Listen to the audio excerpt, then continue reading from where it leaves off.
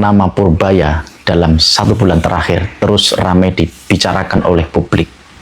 Sekarang muncul istilah Purbaya Effect, efek Purbaya, karena efeknya luar biasa. Bahkan di 1 tahun pemerintahan Prabowo Gibran, efek Purbaya itu seolah-olah memberikan citra positif terhadap pemerintahan Prabowo.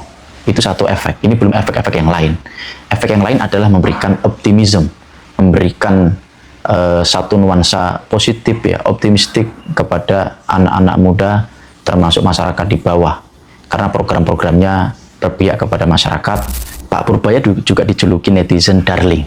Pak Purbaya juga disebut Menteri Koboi. Jadi banyak sekali, banyak istilah disematkan kepada Pak Purbaya.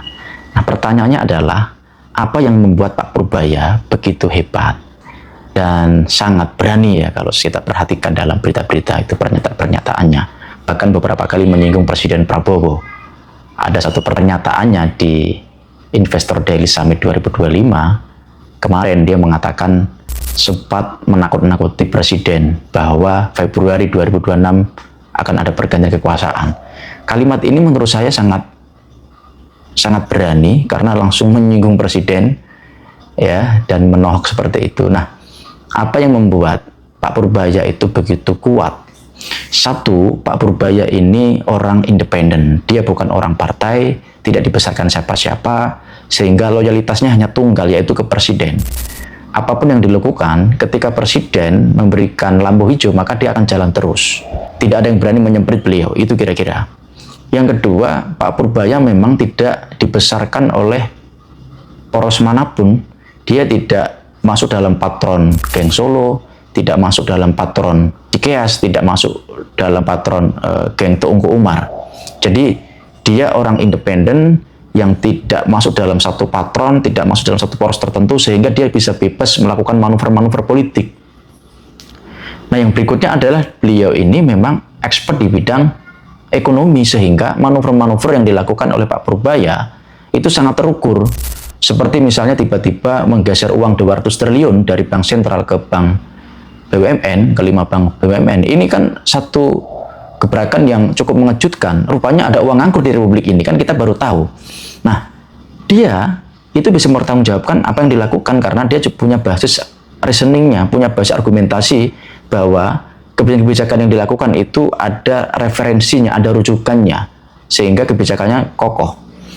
Nah, berikutnya adalah yang membuat Pak Purbaya itu kuat adalah gaya komunikasi yang ceplas-ceplos dan perilakunya yang sederhana. Jadi kalau kita perhatikan, beliau kan sering makan di pinggir jalan, ya, itu biasa. Kemudian beliau itu juga tidak hidup mewah, sehingga ini membuat ada value di dalam Pak Purbaya. Komunikasinya gampang dipahami oleh publik. Publik sekarang mulai paham soal ekonomi, soal fiskal, yang dulunya soal fiskal, soal ekonomi itu cenderung elitis, hanya dikonsumsi oleh orang tertentu. Sekarang kita sedikit banyak mulai agak paham soal ekonomi dan fiskal.